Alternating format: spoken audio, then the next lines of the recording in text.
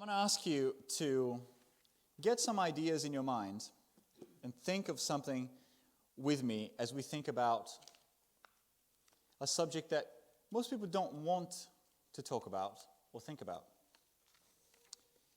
And it's here, represented in this little mini coffin.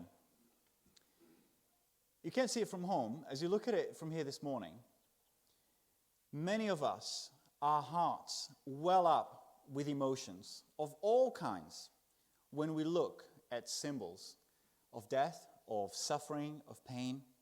That is one for our culture. Here. One of the things that we don't like, I think, in most cultures, is we don't like to talk about death, right? We don't like to talk about funerals or preparing for funerals. Unless, of course, you're a member of Walton Church and you're a funeral director. You're quite comfortable, talking about these things. But for many, we avoid planning for death. We have all sorts of traditions in the country. I've always thought in this country that if there's a funeral procession, it's illegal for you to break it up or overtake it. I discovered that it's not illegal, but it's such a strong tradition of respect that nobody does that. Or if they did, they'd be booed. Now contrast that, with first my own home culture. In Brazil, at a funeral, there's no stiff upper lip. We wail. We are going to cry loudly. We're going to let you know that we miss that person, that we are sad. Whereas we deal with those emotions of grief differently, perhaps, in many parts of this country. I know, each country in the United Kingdom will deal with it differently. But in the first century Middle East, as we find ourselves in Luke chapter 7, the passage that Wendy has just kindly read for us, we have got grief expressed fully. We've got people wailing and crying out in the open. We've got professional wailers, which I understand, even in this country, you could still hire for £45 an hour, someone to come and wail at your funeral, to give you permission to grieve without reservation, because you wouldn't be the only one. And in this morning's passage, we get to see what does Jesus have to say? Some of you have told me stories that after a funeral, people would want to avoid you because they wouldn't know what to say. People who would cross the road so as not to bump into you because they don't know what to say. What does Jesus have to say to a widow who's already lost a husband, now she loses a son? Well, we're going to look at Jesus' heart, and as we do that, we're going to see that Jesus acknowledges our suffering, that he speaks hope into our suffering, that he undoes our suffering and uses our suffering to show us his kingdom. So eyes on our Bibles again. Let's read as we begin. Jesus acknowledges our suffering. Verses 11 and 12. Read it with me, please. Soon afterwards, Jesus went to a town called Nain, and his disciples and a large crowd went along with him. As he approached the town gate, a dead person was being carried out, the only son of his mother, and she was a widow. And a large crowd from the town was with her. Now, if I have that temptation too. If I see someone who is in incredible pain, and I've got no clue what to say, the biggest desire in my heart is to say, let's just not see them. Let's just go the other way. Especially if I'm really afraid, because they're a really straight-talking person like me, and they're going to say the wrong thing.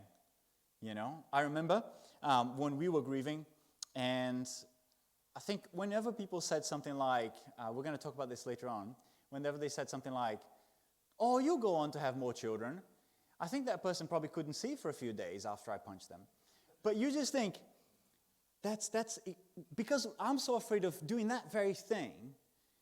By the way, I didn't punch anybody, just in case you're watching at home and you don't know me. But I would be so afraid of that response, of evoking those emotions in someone's life, that I wouldn't want to see them. Well, look at this situation here. This unique story. We have two crowds meeting. Do you see that in our passage? Verse 11, there's the first crowd. Large crowd alongside Jesus' disciples. And you can think, maybe, the Gospels aren't always chronological, But if they have just seen the centurion's servant be healed with just a word in the passage before, if you want to catch up on that sermon, you can watch it online. George was preaching on it last week. And they might have been, talking to the person next to them, hey, do you remember when Jesus did this? And he just spoke. He didn't even have to touch the guy. Amazing, right? And they're singing, celebrating, all these things. And as they get to the town gate of Nain, the place where business is done, where there are lots of eyes in that place, there's a crowd that you can probably hear before you see, tearing their clothes in sackcloth and ashes, crying, wailing, sad. And these two crowds, one filled with joy, one filled with sorrow, meet. Jesus could simply say, I pay my respects, wait for them to go. What will he do? And what will that show us about the kind of God, the kind of Messiah, the kind of God's chosen person he is? It must have been a weird time. Maybe one of them sounded in the crowd the most distressed of all, and that would have been the widow. The widow who now knew she was already in a tough place, having lost her husband, the provider, the male, the person who is the voice in a culture where women didn't have a voice. Now, all of a sudden, the last comfort that she had, a son who could provide, who could protect, maybe, is gone. Some of us this morning can only begin to imagine what it must be like to lose a son. Some of us here this morning don't have to imagine. But our first instinct might be to run away. And at this crucial time, Jesus does this amazing thing. He walks right into it. That's why Jesus acknowledges our suffering. He's not afraid to face suffering, pain, distress, grief, sorrow head on. And you and I might have all sorts of no-go zones, things we won't talk about or initiate talking about. But here is what I find amazing. For some of us, that's death or dying. For some of us, it's anything sexual. We won't go there. For some of us, it's money. Jesus doesn't have no-go zones for pain and death conversations, because he's the same Jesus who inspired the Bible. And you may not know this, and lots of young people sometimes are surprised. I remember talking with a young person who struggled with anxiety, and they were ashamed to say it to God and to speak it to God or to other Christians. And I said, have you ever read the book of Job? I mean, he said some pretty stark things. If you read the book of Psalms, have you ever read something like Psalm 88? A psalm where him and the Ezrahite finishes on the last verse by saying, darkness is my closest friend. This is the same Jesus who is allowing grief to surround him so that he can speak into that situation. So that makes me want to ask, at the beginning of this passage, do you, Christian, brother, sister, have any no-go zones? Is there anyone in the church, anyone in your life, who when they are suffering, maybe because they're annoying, maybe because of the way that they speak or see their suffering, you want to avoid them? Jesus challenges you and me this morning to walk into the pain of others. So our response to suffering tends to be to move away, but Jesus has chosen to acknowledge our suffering. But that's not the only thing he does. He chose to speak hope into this woman's suffering. Let's talk about that for a minute. Now, if you were to write a book, and the book was entitled Things Not to Say to Someone Who is Struggling or Who is in Pain, I wonder, what would you put in that book? Okay? I think I would entitle some of the things I'm going to show you, the friendship finishers. Okay, the friendship enders. The ones that evoke a feeling of rage and of wanting to slap you when you say them at the exact wrong time. Now, here's some of the ones that even just morning, looking on the internet, I found out. Well, not to say. You discover someone is struggling with a particular illness and you say, but you look so well. You don't look like there's anything wrong with you. You know, showing a lack of understanding of so many different illnesses. And I'm so sorry if I've ever said this to you here this morning. I repent now. Here's a winner. I know exactly how you feel. That is a hard one, isn't it? Here's another one. Comes in various ways or forms. Don't be such a baby. Man up. Let's be modern. Woman up. How about, it could have been worse. You could have lost all your children. I mean, I would find, it's hard to find a person who wouldn't express rage at something like this. But everything will be fine. Because everything happens for a reason. Maybe if only you try a little bit harder. The worst of all, sometimes depending on the circumstance, just stop it. Stop it. Here's why I'm telling you these things this morning. Sometimes we don't know how amazing something is or someone is until we see the opposite. When we look at these things that perhaps we will have said to other people, we then look at Jesus speaking hope into this woman's suffering in verse 13 and 14, and we go, what a breath of fresh air is Jesus, speaking hope and life. Let's look at that again. Verse 13, when the Lord saw her, his heart went out to her, and he said, don't cry. He went up and touched the bier they were carrying him on, and the bearers stood still. At the same time, if you're anything like me, you're reading this passage and you're going, Tiago, you've just said lots of things, and Jesus seems to make mistake number one, which is to be British, stiff upper lip, listen, don't cry, that's enough. Is that what Jesus is saying? By the tone of my voice, you can see that that's not what he means. Jesus is saying don't cry to this woman, as we interpret the passage in the context, because he can speak hope into her suffering in a way that no one else could at that time. We can say things that acknowledge the suffering of others, which was our first point, when we say, I'm so sorry. This must be so incredibly tough. I can't imagine how you feel. I just don't know what to say. We can say those things and acknowledge the suffering of others, but Jesus can come in here, and in verse 13, what he's not saying is, pretend there's no pain. He's not saying, come on, Mrs. Jones, stop crying, that's enough now. Instead, I believe he's saying something that comes from a deep place of compassion. This translation says his heart goes out. That's a Greek word that isn't the word we expect for heart. The word that we get, lots of loan words like cardiovascular or cardiac arrest, it's not that Greek word. It's another word. It's a word for innards, for entrails, for gut. Jesus is feeling compassion from the very gut for this poor woman. He's loving her. You know what that feels like, don't you? We can be in a situation, look at a situation where we choke up. You know, once I watched a movie so emotional that I was hoarse at the end of it because I was just holding back the tears so much. I didn't want to cry in the cinema. And just sort of, you can feel it in your body. You can feel it. You can feel sick to your stomach.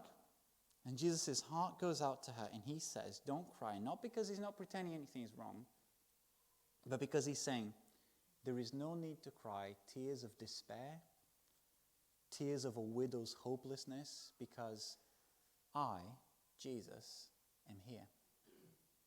There is no hopelessness because Jesus is there. That's something he still says to sufferers, to those who experience pain today. In fact, he says it to you. But wouldn't it be nuts if at that moment the widow says, but I don't want to speak to you though, Jesus? Wouldn't that be crazy?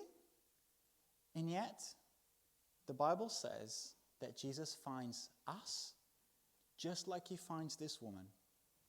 Helpless, without anyone to protect, to provide for us. Sinners, in a world where we can't fix our own hearts or fix the world around us. We are hopeless and helpless, bound in sin, as one hymn says. And here, yet many people would say, but I don't want to hear about Jesus. I don't want to hear about the only guy who can forgive me of my sins and give me new life and speak hope into it. It's almost as if we're the widow saying, it's not that bad, thanks. Until the next utility bill comes along and we have no money and we have nothing to eat. But instead, here's what Jesus is going to say. Come to me, all you who are weary and burdened. I will give you rest. You will find in me rest for your souls. He says through the Apostle Peter, cast your anxiety on him, for he cares for you. Without pretending that you're not anxious, without pretending that you are not struggling. And Paul says in 1 Corinthians 4:13, brothers and sisters, we don't want you to be uninformed about those who sleep in death, so that you do not grieve like the rest of mankind who have no hope. We grieve, yes we do, but with the hope of knowing that we walk with Jesus, hand in hand. That is hope in our pain. Now, I've texted a few of you earlier this week, just out of interest, who are a little bit older than me, more mature in the faith. And I said, in your suffering, in your pain, what difference does it make that you know Jesus? How does he make a difference to your pain? Here's what one of you said. The best example I can give, Tiago, is when we lost a baby girl when my wife gave birth prematurely at 20 weeks. Hard. This was just after a previous miscarriage. Knowing Jesus helped us to cope as we knew he had a plan for us. He helped us to appreciate the kids we already had and to put our future plans in his hands. It's only later, when we have seen how he has used our suffering to help others. Another of you quoted 2 Corinthians chapter 1. I recommend that you read that. God using our comfort to comfort others. And you have said this, we were very upset following the death of my mother-in-law. She was a fit and wonderful lady who died within 3 months of being diagnosed with a brain tumor. It was hard to feel our way through and hard to feel God's comfort, but it was through the kindness and gentleness of a Christian who came and listened sensitively and prayed with us. We thank them so much. They shared with us the verses above. Sometimes we're in a fog of grief, can't seem to find Jesus, but within God's family, he places those who can come alongside us, and they point us back to Jesus. So Jesus is saying to this woman, speaking hope into her suffering, don't cry, I'm here. Not don't cry, don't feel. So this is what Jesus does. He doesn't only acknowledge suffering, but speaks hope into it, and yet the next step in our passage is he undoes it. Read it again with me. He said, young man, I say to you, get up. The dead man sat up and began to talk, and Jesus gave him back to his mother. Now, just out of curiosity, we were here in the male toddler group called Men Behaving Dadly this morning, and we had a great time. And with two new dads, with their little sort of newborns, and you can see that they look different to the other dads because they are just a little bit more worried. Just to use an example, I hope you won't mind, but there's Ron over there. He's got two. One is roaming around, no problem. One in each arm, confidence. He's been doing this now for a while. And then some of the new dads are sort of, lay them down gently. You know what I mean? I'm not saying Ron just goes, boof, but I'm saying there is the experience, isn't it? And some of you guys here this morning, you've had a few kids, and it's sort of the first kid you protect. Are they crying? Why is it? I don't know. I better find out. Look it up on the internet. Something. I don't know. But is it true that, what is it that they want the most if they're crying, right?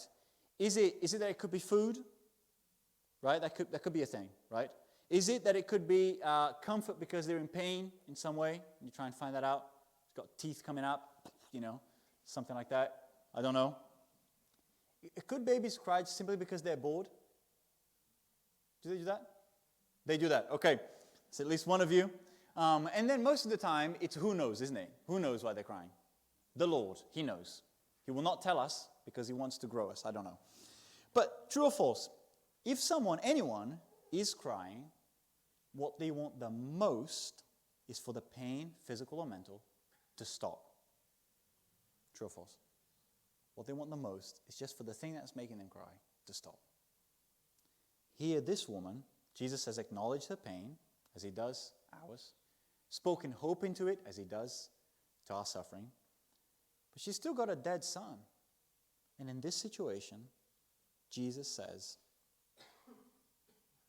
young man, I say to you, get up. He undoes her suffering. In her situation, to undo her suffering, was Jesus being able to say, don't cry, because he knows what he will do in the next minute. So he touched it, a sign of intimacy, and everyone stood still, and he brought him back. And immediately, if you're a first century Jew and you knew your Bible, you would have been thinking, man, only great prophets in the Old Testament did anything like this. Like you can think about Elijah raising the widow's son in 1 Kings 17. You can think of Elisha raising a widow's son in 2 Kings chapter 4. All of a sudden, if you were a Jew in the first century AD and you're going, I'm waiting for God's chosen one to bring his kingdom on earth and make everything right again, you're going, this dude has got to be it. He's just done something only Elijah and Elisha have done. It's amazing. He speaks life, undoing the widow's suffering. And then look at verse 14 and rejoice with me in how that's worded. Look how beautiful that is. The dead man sat up and began to talk, and Jesus gave him back. Gave him back. The source of suffering and pain, Jesus sorts it and says, I will give it back. I know what you might be thinking. This walking, speaking son, the complete undoing of death is not what Jesus does every day. And we want to talk about that in a moment. Because we want to say that Jesus uses our suffering, just as he did for this widow, to show us his kingdom. Look at verse 16 again. After all this stuff happened, they were all filled with awe and praised God. A great prophet has appeared among us, they said. God has come to help his people. This news about Jesus spread throughout Judea and the surrounding country. Jesus uses our suffering. These people watch all these things and they're in awe. Now, some of you who know that I wear my heart on my sleeve and I like to share my joys and my sorrows with just about anyone who asks, really. You know that one of my joys recently has been that I found the gym, right? I know it doesn't look like it, but I have found it. And so I subscribed and I go there, and for the first few times I'm going there, I'm just looking at my program and asking the instructors, who are very kind. I love Chesterfield, everyone is friendly here. And I say, I have to do this thing, and it's called, I don't know, a deadlift or something. Can you just show me so I don't break my back? And they go, of course, that's fine, and they show me. And then I'm doing something in the corner here, and I just, from the back I hear, and I'm like, Jesus, what is happening? I just start praying. And I walk, and there's a woman in the corner. And she's got something called a slam bowl. It's like 7 kilos. She's just raising it up above her head. Boom, she's chucking it on the ground. And I'm like, oh, what is happening? But then after she does that, there's a platform about this high. She's then jumping on it. So she's going, boom, jumping on the thing, coming back, picking the thing back up. And I'm like, how would you feel? You look over to the other side, and there's someone doing a trap bar deadlift, just surrounded by this bar, and he's got probably my body weight and then some, and he's just going, oh yes, no problem. And I'm like, so fear I'm experiencing, do not want to walk near them, awe I'm experiencing. Because in the other corner, there's a guy, and he's just doing pull-ups. But he is shredded, right? And he's like, no effort. And I'm like, am I ever coming back to this place? Now I go in the mornings before work if I can, because then it's me and the old age pensioners, and they are so friendly. Anyway, so good. Here, I have seen something that has made me feel at the same time threatened and in awe. After seeing this, someone was definitely dead and was revivified. People are in awe. They don't know what to think other than God has sent this person. Jesus is not just an ordinary man. You can't undo death. And Jesus is going to use this to show that just as he turns, as one commentator says, this funeral procession into a street party where everyone is now rejoicing, some people are going, oh, this guy is not an ordinary guy. Put that together with what Jesus said in the Beatitudes in Luke chapter 6, verse 21. He gave us permission to weep over sin when he said, Blessed are you who weep now, for you shall laugh. That's what his kingdom is like. He says, this woman was weeping. I have arrived. She is now laughing. She is now joyful again. For us, that's a small-scale picture of what Jesus' kingdom is going to be like when it comes in full bloom. If you are a son or a daughter of the Father, if you belong to Jesus, you look at this and you go, this is what's coming for me. A day of no more pain, no more suffering. And every time Jesus performs a miracle, he is illustrating that. So he used this widow's grief to show what he will do with our present pain and with our future pain. But as we finish in the next 2 or 3 minutes, I know the question that's going around your mind right now. You're thinking,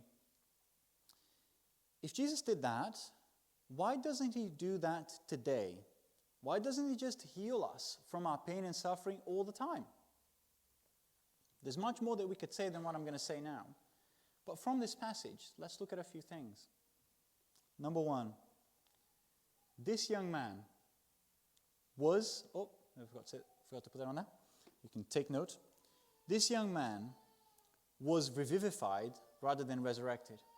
The Jews had this hope of a final resurrection when all of those who trusted in the God of Israel would be raised again from the dead, never to die again. This young man would die again.